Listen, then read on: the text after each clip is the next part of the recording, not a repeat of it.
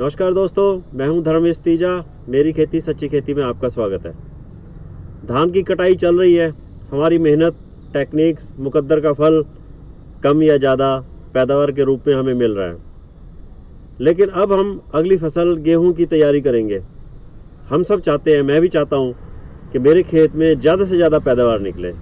कोई ऐसा बीज या कोई ऐसा फार्मूला निकले जिससे कि मैं ऊपर के 10% किसानों वाली पैदावार उठा पाऊँ। दोस्तों, कई छोटी छोटी बातें होती है, काफ़ी सारी होती हैं, जिससे हमें 10-10 किलो 20-20 किलो पैदावार बढ़ सकती है और ये सब इकट्ठा होकर क्विंटलों का रूप ले लेती है, पैदावार बढ़ती है। आज अब इसी के बारे में बात करेंगे। मैं जो आपको टिप्स दूंगा उसका कारण भी बताऊंगा। लास्ट में ऐसी बात शेयर करूंगा जिससे कि 40 से 50 किलो पैदावार बढ़ सकती है। अगर गलती कर जाएं तो 1 क्विंटल 40 किलो पैदावार कम भी हो सकती है। तो शुरुआत करते हैं हम खेत की तैयारी से। धान कटाई के बाद आग तो लगाई नहीं है, 2-3 हैरो चलाने के बाद पानी देते हैं, फिर बत्तर आने पर, सूखने पर हल देकर खेत की तैयारी करते हैं। यहीं पर इसी समय 15-20 किलो यूरिया प्रति एकड़ डाल दें, जिससे कि फानों को, जड़ों को, पुआल को गलने की प्रक्रिया में फास्ट हो जाएगी। क्योंकि जो जीवाणु होते हैं ना, जो इसको गलाते हैं, उनको नाइट्रोजन की भी ज़रूरत होती है। उनकी एक CN रेशो होती है 20:1, कार्बन 20 और नाइट्रोजन 1। तो कार्बन तो वो जो पुआल है, डंठल हैं, फाने हैं, उनसे मिल जाता है। तो हमारा खेत जो है ना बहुत अच्छी तरह तैयार हो जाता है। और ये यूरिया जो हमने देते हैं 15-20 किलो देंगे, ये आगे जाके हमारी फसल को मिलती है गलने के बाद। समय की बात करें तो गेहूँ की बुआई के लिए दिन और रात का औसत टेम्परेचर जब 22 डिग्री सेंटीग्रेड हो, हमने दिन का और रात का उसको मिला लें और आधा कर लें, अगर 22 के आसपास है तो यह उचित समय है। जो अगेते बीज हैं, ज़्यादा लंबे ड्यूरेशन के बीज हैं, उनको अक्टूबर के अंत में से लेकर 7 से 10 नवंबर तक बिजाई कर दें। 10 से 20 नवंबर तक की बिजाई को समय की बुआई माना जाता है। पछेती बुआई जो है ना, ज़्यादा से ज़्यादा 30 दिसंबर तक कर ले। उसके बाद जो है ना, बुआई करने का ज़्यादा इकोनॉमिकली बेनिफिट नहीं होता। और एक और बात है, अगर हमारा बीज जो है ना काफ़ी मोटा है तो कम से कम 2-1 किलो बीज प्रति एकड़ मात्रा बढ़ा दें। और अगर बत्तर ज़्यादा है, खेत गीला है, तो भी 2-1 किलो बीज बढ़ा दें। अगर बत्तर सूख गई है तो बीज के जर्मिनेशन कम होगा, तो भी 2-3 किलो बीज बढ़ा दें। ये छोटे छोटे टिप्स हैं, इनका ध्यान रखें। अब मैं आता हूँ खादों पर। जो यूरिया हमने फानों को गलाने के लिए डाली थी, उनको तो आप भूल जाओ। वो समझो कि भाई आपने डाली ही नहीं।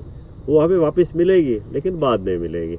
दोस्तों, अगर ज़्यादा से ज़्यादा पैदावार लेनी है तो खुराक भी उसी हिसाब से देनी पड़ेगी। वो दिन गए भी सिर्फ 1 कट्टा DAP का डाल दो, यूरिया डाल दो और काम चल जाएगा। एक तो किसी अच्छी कंपनी का 50 किलो का बैग, एक बैग सिंगल सुपर फास्फेट जरूर डालें। सिंगल सुपर फास्फेट में 14 से 16% फास्फोरस होता है, 11% सल्फर होता है और 19% कैल्शियम होता है। 3 तत्व ऐसे हैं जैसे सल्फर, कैल्शियम और मैग्नीशियम। ये तीनों जो है ना क्वांटिटी बढ़ाने के लिए रिस्पॉन्सिबल होते हैं। नाइट्रोजन, फास्फोरस और पोटाश के बाद इन्हीं का ही नंबर आता है। तो एक बैग सिंगल सुपर फास्फेट जरूर डालें। जो तत्व मैंने तीसरे तत्व की बात की, मैग्नीशियम की, वो मैग्नीशियम सल्फेट के रूप में आता है। सस्ता होता है, 30 रुपये किलो मिल जाता है। 5 किलो ये भी ज़रूर डालें, इससे पैदावार काफ़ी ज़्यादा बढ़ेगी।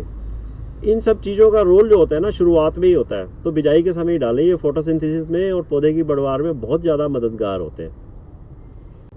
सिंगल सुपर फास्फेट के साथ एक बैग 50 किलो का DAP जरूर डालें। अगर आपने धान में DAP नहीं डाला है तो आप 55 किलो भी डाल सकते हैं। इसके साथ आधा बैग यूरिया भी डालें बिजाई के समय। अगर धान में आपने पोटाश नहीं डाला है तो आधा बैग पोटाश अब डाल दें, 25 किलो का म्यूरेट ऑफ पोटाश बिजाई के समय डाल दें। दोस्तों, सीड ट्रीटमेंट का भी एक फार्मूला होता है। पहले बीजों को हमें फंजीसाइड के साथ ट्रीट करना चाहिए। छाया में सुखा लें, 1-2 दिन पहले भी कर सकते हैं। जब वो सूख जाए तो उसके बाद फिर इंसेक्टिसाइड के साथ इसको ट्रीट करें।